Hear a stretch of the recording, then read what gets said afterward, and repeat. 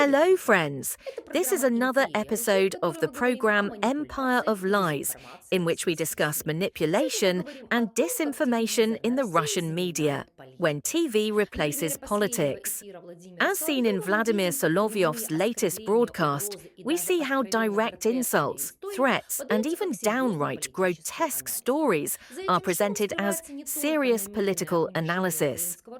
Behind this noise lies not only the deliberate humiliation of the Ukrainian leadership, but also a more important message: an attempt to instill in European viewers a sense of weariness and helplessness in the face of war. 1. Hateful vocabulary as a political method.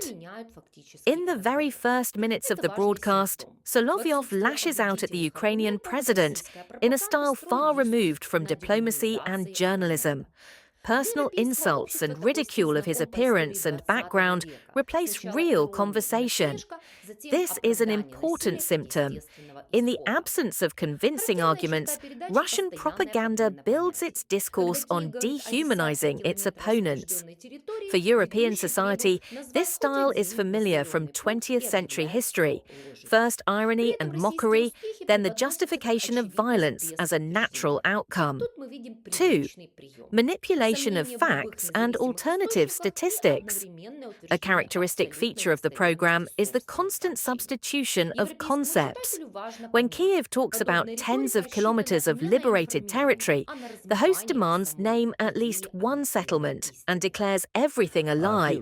First, note that in his conversation with reporters, he joked, saying, "I asked Trump for something to level the playing field. You'll turn off the microphone." But I said, well, everyone understands that he wants a tactical Avenary, and even better, a strategic one.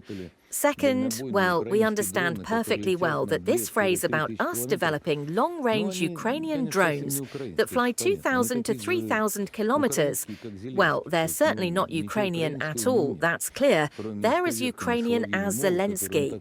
There's nothing Ukrainian about him except a mangled Nightingale-style lingo, which he still hasn't mastered.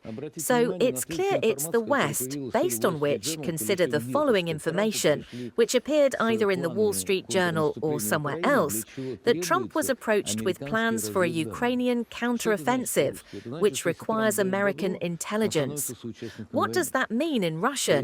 This means that if Trump gives the go-ahead, he becomes an accomplice to the war. In other words, he's then following Biden's path, because that means he A. knows about these plans,